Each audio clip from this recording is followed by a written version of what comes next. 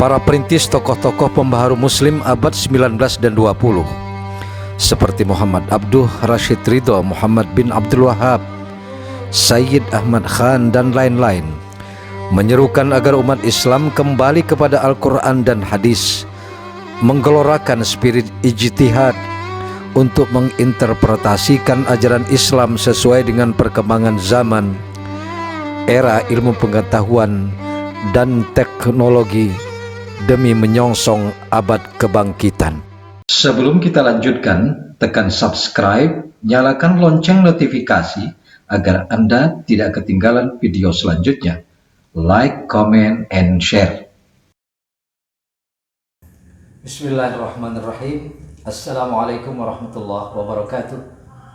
Alhamdulillahirabbil alamin. Wassalatu wassalamu ala asyrafil anbiya'i wal mursalin wa ala alihi wa sahbihi ajma'in. Sahabat Madani yang saya hormati, mulai saat ini saya akan memberikan panggilan penghormatan dan penghargaan kepada saudara-saudaraku sekalian yang juga menjadi ciri khas dari kanal YouTube Bung Syabas, yaitu dengan Sahabat Madani. Sahabat Madani yang saya maksudkan adalah para sahabat yang menjunjung tinggi nilai-nilai persatuan dan kesatuan bangsa, yang menjunjung tinggi supremasi hukum, yang menghargai dan setuju pada perbedaan, yang mengedepankan semangat gotong royong, toleran, dan memiliki jiwa partisipasi, kemudian mencoba menyeimbangkan antara kepentingan-kepentingan pribadi dengan hak-hak publik. Singkatnya, sahabat Madani adalah sahabat yang memiliki karakter demokratis. Semoga dengan panggilan ini, saudara-saudaraku sekalian, bersama saya akan memberikan kontribusi positif terhadap pembangunan civil society atau masyarakat sipil dalam rangka membangun bangsa Indonesia. Sahabat Madani, pada video part 4 hari ini kita akan melanjutkan bahasan kita dalam rangkaian atau serial bahasan periodisasi Islam. Dalam video sebelumnya kita sudah membahas tentang periode Islam klasik, lalu periode Islam abad pertengahan. Maka pada kesempatan ini kita akan membahas periode Islam modern. Periode Islam modern menurut Harun Nasution dimulai dari tahun 1800 atau awal abad 19. Apa yang terjadi dalam periode ini? Apa yang menjadi kajian distintif, kajian khas dalam periode ini? Kita akan coba memulainya dengan menjelaskan perkembangan dunia Islam dan perkembangan Eropa. Saat itu, Kekhalifahan Turki Utsmani yang berpusat di Istanbul pada abad ke-18 mulai menunjukkan tanda-tanda kemundurannya. Hal itu disebabkan karena adanya semangat kebangkitan di Eropa. Di Inggris khususnya telah terjadi revolusi industri pada tahun 1750 dan itu berlangsung satu abad sampai 1850. Revolusi industri itu telah mengubah secara fundamental wajah dan peradaban Eropa baru, yaitu perubahan pada teknologi pertanian, manufaktur atau industri manufaktur, perdagangan, transportasi, dan tata ekonomi,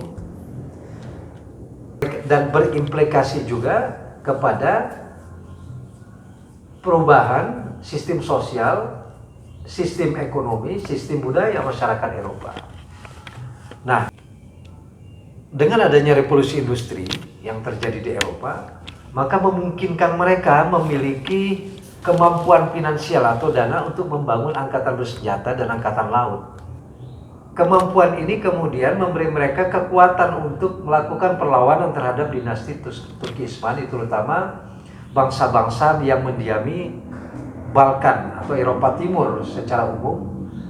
Maka secara pelan-pelan satu persatu wilayah Eropa Timur yang tadinya dikuasai oleh Turki Utsmani memisahkan diri, antara lain Yugoslavia, Rumania, Albania, kemudian Malta, dan beberapa daerah yang lain. Kondisi ini kemudian diikuti dengan upaya bangsa Barat untuk mencari koloni-koloni di wilayah timur, yang notabene wilayah timur itu adalah wilayah mayoritas umat Islam.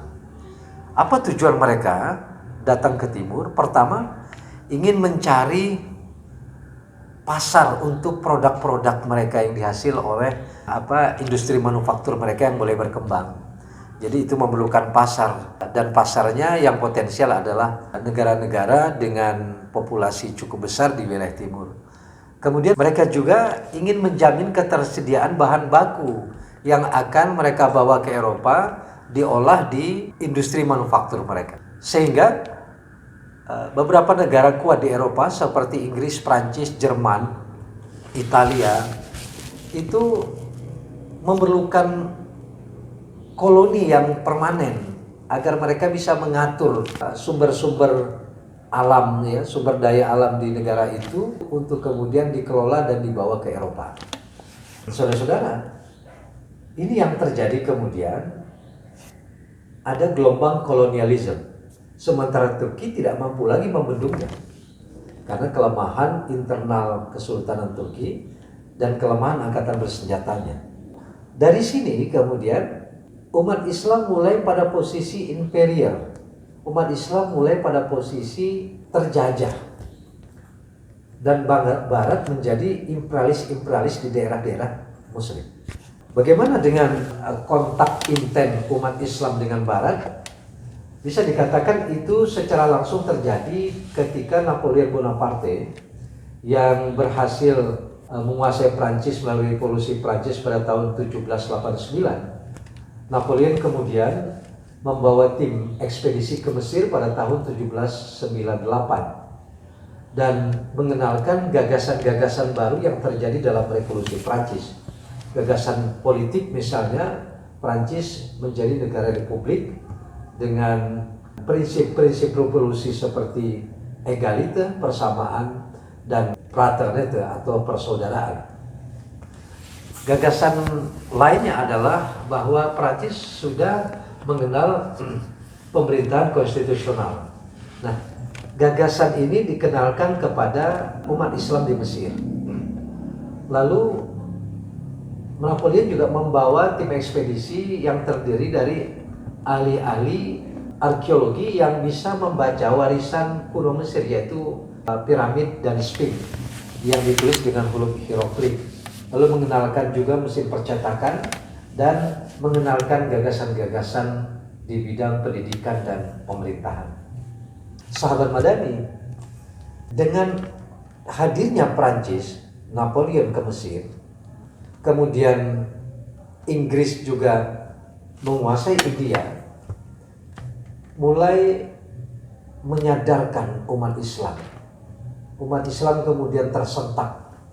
Ternyata Eropa sudah lebih maju dari umat Islam. Yang tadinya mereka terkebelakang, sekarang sudah mendahului dalam perkembangan peradaban mereka. Dan umat Islam mulai merasakan bahwa mereka menjadi warga dunia yang mundur, terkebelakang, dan katakanlah jadi bangsa yang mundur dari segi ilmu pengetahuan, pendidikan, dan teknologi. Nah, mulailah dari sini, sahabat Madani, beberapa tokoh Islam yang ada di Mesir, yang ada di Saudi Arabia, yang ada di Tunisia, Libya, di India, menyadari bahwa ada yang salah dengan umat Islam, ada yang lemah di tubuh umat Islam, dan mereka mencoba mendiagnosisnya, mencarinya apa sebenarnya yang terjadi. Nah, setelah menemukan penyebabnya, mereka kemudian menetapkan agenda-agenda. Jadi bentuk respon umat Islam terhadap kehadiran dan kontak langsung yang intens dengan Eropa itu adalah mencoba melihat ke dalam kelemahan-kelemahan internal umat Islam. Karena untuk melawan Eropa yang sudah mencengkeramkan kuku jajahannya di negara-negara Islam, tidak mungkin menghadapinya dengan kondisi umat Islam yang lemah, terkebelakang, dan tidak menguasai teknologi. Maka perlu disadarkan dulu dari satu sisi, yaitu dari segi pengamalan agama mereka. Maka beberapa tokoh kemudian mengambil inisiatif untuk mengajak umat kembali pada Quran dan Sunnah, karena di sini letaknya. Nah, apa agendanya untuk kembali kepada Quran dan Sunnah? Yaitu dengan menghidupkan semangat ijtihad, semangat melakukan interpretasi kreatif terhadap sumber otoritatif Islam, Quran dan Sunnah.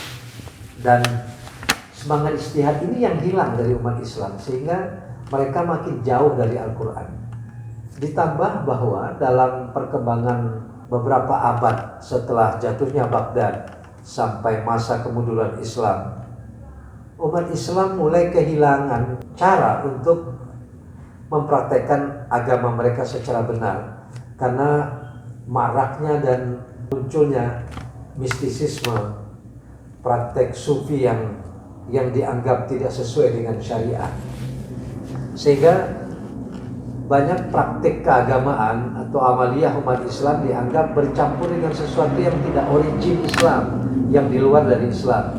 Dan ini populer dengan istilah tahayul, bid'ah, dan khurafat. Ini harus dihilangkan dan ini harus dilawan. Makanya muncul kemudian beberapa tokoh pembaharu, reformis, modernis pada abad ke-19 itu, setelah mencoba melihat kekurangan dan kelemahan umat Islam. Seperti misalnya di tanah Hijaz itu ada Muhammad bin Abdul Wahab. Kemudian di Mesir muncul tokoh Jamaluddin Al-Afghani. Kemudian Ali Pasha, At-Tohtawi, Za'ad Zaglul, Muhammad Abduh, Rashid Ridho, dan masih banyak yang lainnya yang sangat prihatin dengan kondisi umat Islam. Kemudian di India muncul juga tokoh Ahmad Khan, Ahmad Syekh Waliullah, Ahmad Sirhindi, yang mencoba untuk menggerakkan umat Islam, menyadarkan umat Islam untuk meraih kemajuan mereka dengan cara meningkatkan ilmu pengetahuan dan penguasaan teknologi. Hanya dengan cara ini umat Islam kemudian akan memiliki daya lawan, daya juang untuk kemudian melawan imperialisme di negara mereka, bahkan mungkin mengusirnya. Ini kira-kira agenda yang akan kita bahas dalam pertemuan pertama ini. Saya akan bagi menjadi dua. Yang pertama ini, pada video ini adalah pembaharuan di bidang keagamaan. Pada video berikutnya kita akan membahas agenda di bidang politik. Selamat mengikuti. Kita lanjutkan sahabat Madani bahwa periode modern Islam yang dimulai dari tahun 1800 hingga perkembangan kontemporer ini, khususnya pembaruan di bidang keagamaan, itu terjadi karena menurut Harun Nasution dalam bukunya Pembaharuan dalam Islam, Sejarah Pemikiran dan Gerakan yang diterbitkan oleh Bulan Bintang, Jakarta tahun 75, menyebutkan bahwa ketika itu Daulah Turki Utsmani sebagai simbol dari kekuasaan universal Islam itu telah mengalami kemunduran. Begitu juga dinasti Mongol di India, dan kondisi ini dimanfaatkan oleh bangsa-bangsa Eropa untuk mulai merebut wilayah kekuasaan Turki Utsmani di Eropa Timur dan Balkan. Dan satu persatu wilayah itu kemudian lepas dari kekuasaan dinasti Turki Utsmani. Kemudian faktor lainnya adalah adanya ekspedisi Napoleon Bonaparte ke Mesir tahun 1798. Ya, tepat 10 tahun setelah terjadi revolusi Prancis pada tahun 1789. Ini merupakan kontak pertama secara langsung umat Islam dengan Barat. Kehadiran Napoleon membawa tim ekspedisinya antara lain adalah para ahli politik, militer, pendidikan, dan arkeolog. Kehadiran arkeolog ini dimaksudkan salah satunya untuk membaca tulisan hieroglif yang ada di warisan Mesir kuno, yaitu piramid dan Sphinx. Kehadiran Perancis melalui Napoleon ke Mesir lalu diikuti oleh bangsa-bangsa Eropa lainnya seperti Italia misalnya yang memasuki Libya kemudian menguasainya. Demikian juga Perancis meluaskan kekuasaan hingga ke Tunisia, Aljazair. Kemudian Inggris kemudian menguasai India. Nah, kondisi ini menurut Munawir Sazali dalam Islam dan Tata Negara, Ajaran, Sejarah, dan Pemikiran yang diterbitkan oleh Universitas Indonesia Press tahun 1990 mengatakan bahwa desakan Barat di bidang ekonomi, militer, dan politik yang mengancam keutuhan kekuasaan politik dan wilayah dunia Islam berakhir dengan dominasi atau penjajahan mereka atas sebagian besar wilayah dunia Islam. Di samping itu, supremasi Barat di bidang ilmu pengetahuan, teknologi, dan organisasi pemerintahan lalu kemudian memunculkan keinginan umat Islam untuk belajar dari mereka sekaligus membuka peluang jalan ke arah modernisasi di segala aspek kehidupan umat. Atau bila kita meminjam apa yang dikatakan oleh Azumardi Azra dalam pergolakan politik Islam dari fundamentalisme, modernisme hingga postmodernisme, Para Madinah Jakarta tahun 1996 mengatakan modernisasi dunia Islam itu berawal dari penetrasi atau masuknya Eropa yang sangat intensif ke wilayah-wilayah umat Islam. Nah, yang menariknya bahwa respon terpenting dari kaum muslimin adalah muncul dari para pendukung reformisme yang memilih untuk tidak menghindar tetapi melakukan respon positif terhadap kehadiran Eropa dan dampak dari imperialisme Barat. Reformisme pertama dari kalangan kaum muslimin datang dari kaum birokrasi. Misalnya di Mesir itu melalui gubernur Turki Utsmani Ali Pasha yang mengutus delegasi kaum muda Mesir untuk belajar di Eropa, tepatnya di Perancis, untuk menyerap gagasan-gagasan baru yang berkembang di Eropa. Demikian juga di India. Kita lihat ada Ahmad Khan mendapat fasilitasi dari Inggris untuk melihat perkembangan baru di Inggris. Kemudian di pusat pemerintahan Khilafah Utsmaniyah, Turki Utsmani, Sultan Abdul Hamid itu menyokong berbagai pergerakan untuk memajukan kaum muda Turki dengan menetapkan beberapa piagam perundang-undangan yang didukung oleh misalnya kaum Tanzimat, Turki Muda, dan Utsmani Muda. Dan pemerintahan Muslim selama abad 19 itu berkonsentrasi untuk melakukan modernisasi di bidang birokrasi atau pemerintahan dan militer. Sahabat Madani yang saya hormati, tapi concern kita dalam kajian video kali ini bukan untuk menyoroti atau membahas tentang pembaharuan atau reformasi politik umat Islam setelah kehadiran Barat di wilayah-wilayah mereka. Tetapi kita akan memulai dengan upaya umat Islam untuk melakukan revitalisasi atau reformasi atau tajdid, pembaharuan atau islah atau perbaikan di bidang kehidupan keagamaan. Secara umum bisa dikatakan bahwa pembaharuan bidang keagamaan setelah terjadi kontak dengan Barat karena umat Islam melihat salah satu kelemahan kenapa umat Islam mulai tertinggal dari Barat di bidang ilmu pengetahuan dan teknologi karena mereka tidak lagi berpegang teguh pada Quran dan Sunnah. Selain daripada itu, dalam praktek keagamaan umat Islam sudah banyak bercampur dengan unsur-unsur yang datang dari luar Islam atau yang lebih populer dengan maksudnya unsur-unsur ajaran non-Islam ke dalam praktek ibadah dan tradisi umat Islam, yaitu tahayul, bid'ah, dan khurafat.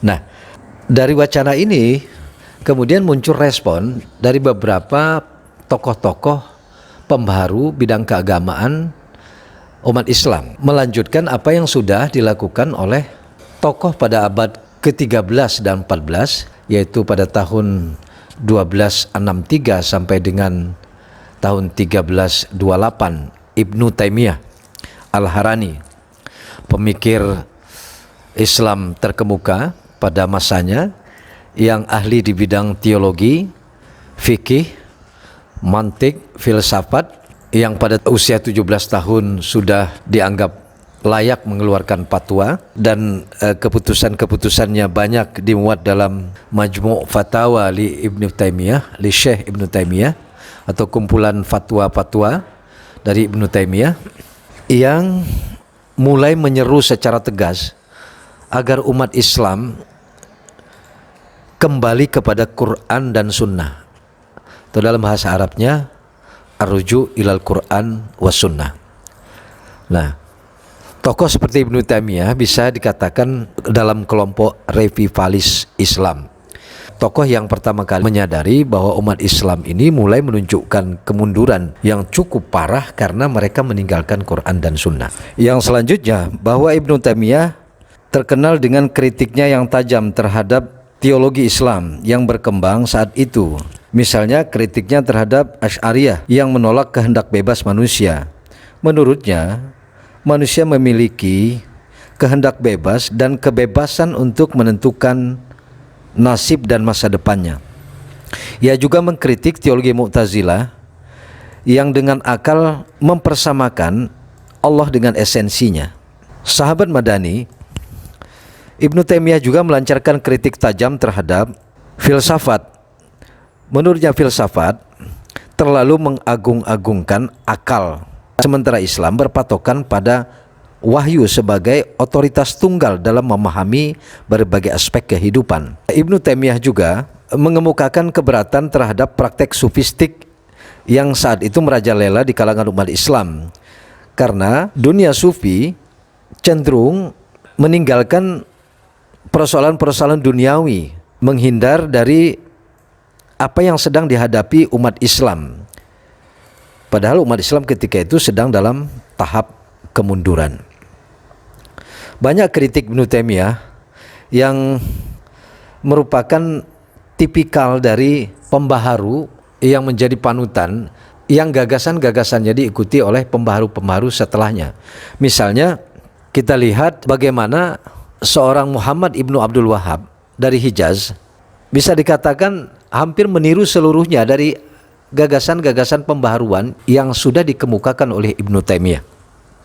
Muhammad bin Abdul Wahhab lahir pada tahun 1701, wafat 1793 Masehi, adalah seorang ahli teologi agama Islam dan tokoh pemimpin gerakan keagamaan yang populer dengan Wahabiyah atau aliran Wahabiyah. Pernah menjabat sebagai mufti Daulah Saudiyah atau Kerajaan Arab Saudi, Al-Mamlakah Al-Arabiyah As-Saudiyah. Lahir di Uyainah, Najd, Arab Saudi. Muhammad bin Abdul Wahhab melanjutkan gagasan besar dari Ibnu Taimiyah yang sangat mempengaruhi jalan hidup dan pemikirannya, mengajak umat Islam untuk membersihkan agama ini, membersihkan ajaran Islam dari berbagai inovasi ibadah atau kita kenal dengan bid'ah, dan keyakinan-keyakinan adanya kekuatan selain Allah atau disebut syirik. Abdul Wahhab dipengaruhi oleh pemikiran Ibnu Taimiyah, Ibnul Qayyim Al-Jauziyah, dan Ahmad bin Hambal. Gerakan pembaharuan atau tajdid dan islah berikutnya yang berlangsung pada abad ke-18 dan berlanjut hingga abad ke-19 melanjutkan apa yang telah diawali oleh Syekh Ibnu Taimiyah dan yang dilakukan oleh Syekh Muhammad ibnu Abdul Wahhab adalah Syekh Muhammad bin As-Sanusi dari Libya yang lahir pada tahun 1787 dan wafat pada tahun 1859. Tarekat Sanusiyah bukan tarekat biasa, melainkan ia adalah sebuah gerakan tajdid dan islah. Gerakan ini menolak segala macam bentuk bid'ah, khurafat dan abatil, dan menyerukan umat Islam untuk melakukan ijtihad. Walaupun Syekh As-Sanusi sendiri mengikuti mazhab Maliki, namun beliau tidak mengikutinya apabila bertentangan dengan ajaran Islam. Nah, yang menarik dari gerakan Sanusiyah ini, Syekh Muhammad As-Sanusi ini, pengikutnya tetap melaksanakan praktek-praktek sufistik mengikuti ajaran tarekat Sanusiyah, tetapi pengaruhnya menjangkau wilayah yang sangat luas. Sebaran tarekat ini tidak hanya terbatas di Libya, tapi menyebar ke utara Afrika, Sudan, Somalia, dan sebagian negara Islam lainnya. Sahabat Madani yang kami hormati, yang menarik dari pengikut tarekat Sanusiyah atau gerakan pemurnian Islam Sanusiyah ini adalah bahwa mereka, para pengikut tarekat Sanusiyah, mengusir penjajah Italia dan Perancis dari daerah umat Islam di Afrika Utara. Salah satu yang terkenal adalah Umar Mukhtar yang lahir pada tahun 1857, wafat pada tahun 1931, adalah seorang mujahid pengikut tarekat Sanusiyah yang berjuang bersama bangsa Libya mengusir penjajah Italia. Sahabat Madani yang saya hormati, sekarang kita berpindah ke Mesir. Kita akan berkenalan dan membahas tentang tokoh pembaharu yang paling terkenal, modernis, yang gagasan pembaharuannya meliputi banyak bidang, tapi kita akan konsentrasi dan fokus pada pembaharuan keagamaannya. Muhammad Abduh juga tertarik dengan gagasan yang dikemukakan oleh pendahulunya, yaitu Ibnu Taimiyah. Syekh Ibnu Taimiyah mengatakan bahwa ajaran-ajaran Islam terbagi ke dalam dua kategori, ibadah dan muamalah. Aspek ibadah bersifat jelas, tegas, dan sangat rinci, yang tak perlu lagi ditafsirkan. Sementara yang kedua atau muamalah adalah dasar-dasar ajaran Islam yang tidak dirinci. Di sini ada ruang bahwa umat Islam bisa menafsirkan sesuai dengan perkembangan zaman. Kalau dalam istilah Arabnya, kategori yang pertama disebut dengan ajaran yang qat'i, sementara yang kedua yang muamalah disebut ajaran yang zanni atau qat'iyud dilalah dan zanniyud dilalah. Itu bisa kita baca dalam buku Harun Nasution, Pembaharuan dalam Islam, yang diterbitkan oleh Bulan Bintang, Jakarta pada tahun 92, cetakan ke-10, halaman 39. Sahabat Madani, lalu Abduh mencoba menguraikan tentang mengapa umat Islam mundur dan terkebelakang. Menurutnya ada penyakit yang mengidap di kalangan umat Islam dan negara-negara Islam pada umumnya, yaitu adalah kerancuan berpikir di bidang keagamaan karena hadirnya peradaban Barat di tengah-tengah mereka. Jadi ada semacam kekagetan kultural menghadapi kemajuan Barat. Lalu Muhammad Abduh berpendapat sebab yang membawa kemunduran umat Islam adalah bukan karena ajaran Islam, melainkan adanya sikap jumud, statis di tubuh umat Islam, sehingga umat Islam tidak mau menerima perubahan yang dengannya membawa bibit kepada kemunduran umat Islam, atau al-jumud illatut tazawul. Kejumudan itu menjadi penyebab dari kemunduran umat Islam. Oleh karena itu, Muhammad Abduh di dalam bukunya Al-Islam Bainal Ilmi wal Madaniyah mengatakan bahwa jumud ini dibawa oleh orang-orang non-Islam, orang-orang non-Arab yang merampas kekuasaan politik di dunia Islam.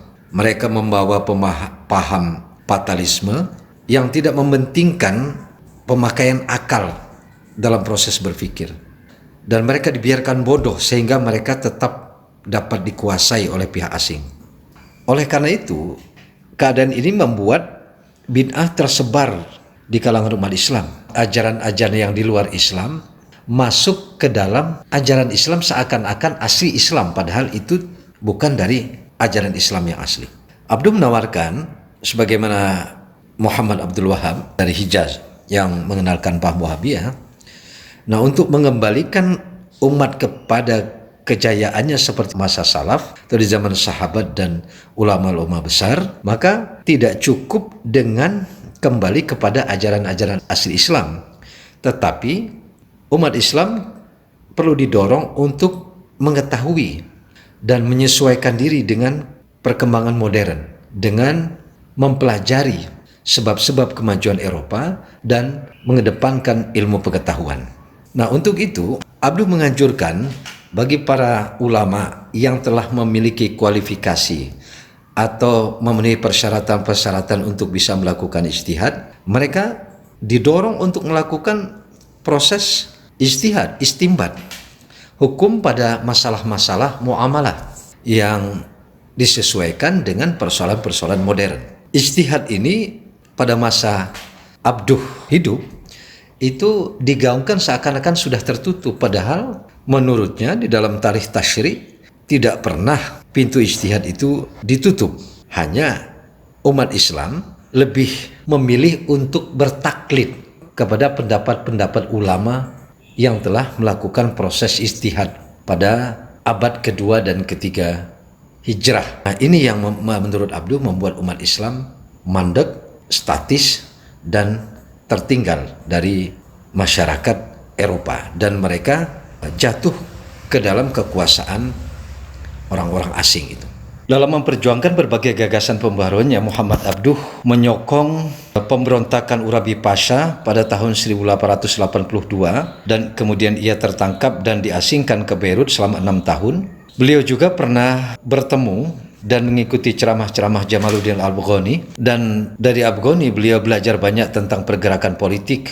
Tetapi Muhammad Abduh lebih memilih jalan perubahan dengan cara yang damai dan evolusi, bukan seperti apa yang dilakukan oleh mentornya Syekh Jamaluddin Al-Afghani dengan cara revolusi. Abduh juga berpengaruh pada seorang pembaharu yang datang setelahnya, yaitu Muhammad Rashid Ridho, yang meneruskan gagasan-gagasan pembaharuan dari Muhammad Abduh.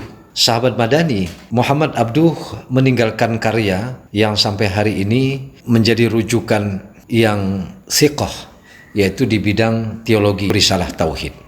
Sahabat Madani, tokoh pembaharu atau modernis terakhir pada abad ke-19 dan berlangsung hingga abad 20 adalah Muhammad Rashid Ridho. Beliau adalah murid Syekh Muhammad Abduh yang pertama kali berjumpa ketika Muhammad Abduh diasingkan di Beirut. Rashid Ridho lahir pada tahun 1865 di Kolamun, Lebanon, dan beliau wafat pada tahun 1935 Masehi. Ketika beliau menjadi murid Syekh Muhammad Abduh dan mengikuti perkuliahannya, Rashid Ridho mencatat berbagai agenda pembaharuan yang terjadi di Mesir, terutama gagasan Jamaluddin Al-Afghani dan Muhammad Abduh dalam sebuah jurnal namanya Al-Manar. Tapi kemudian Al-Manar ini berubah menjadi nama tafsir setelah Rashid Ridho meminta kepada gurunya Muhammad Abduh untuk mengoreksi tulisannya tentang tafsir Al-Quran yang kemudian diterbitkan pada tahun 1892. Tidak semuanya Syekh Muhammad Abduh menulis dan menjelaskan tentang tafsir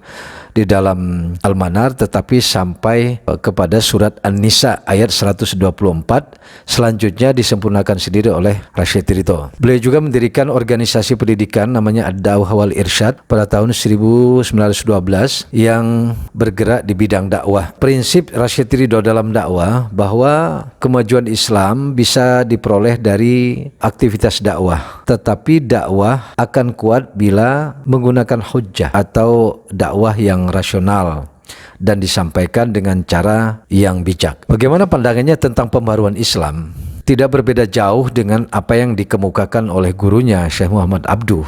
Cuman perbedaan keduanya, Muhammad Abduh lebih liberal, lebih rasional, lebih mengutamakan penggunaan akal di dalam memahami ajaran-ajaran agama. Kalau Rashid Ridho terlihat lebih tradisional. Ia berpendapat bahwa bid'ah telah menghambat kemajuan umat Islam. Bid'ah yang disorotinya adalah ajaran-ajaran tentang kekuatan batin atau kebatinan, di mana seseorang bisa memperoleh segala sesuatu yang dikehendakinya dengan kekuatan itu. Yang kedua adalah bid'ah yang bersumber dari ajaran syekh tarekat yang mengajak pengikutnya untuk meninggalkan kesibukan urusan dunia, lalu bertawakal dan meminta kepatuhan berlebihan kepada syekh dan para aulia. Selain daripada itu, Rashid Ridho menyoroti bahwa umat Islam salah memahami akidatul jabar sehingga terjebak dalam paham fatalisme statis yang membuat mereka menerima keadaan dan sedikit usaha untuk maju dan meraih kemajuan. Yang menarik dari Rashid Ridho, ia menganjurkan sikap toleransi terhadap perbedaan mazhab. Lalu yang terakhir, pemikiran pembaharuan keagamaan Rashid Ridho, ia menganjurkan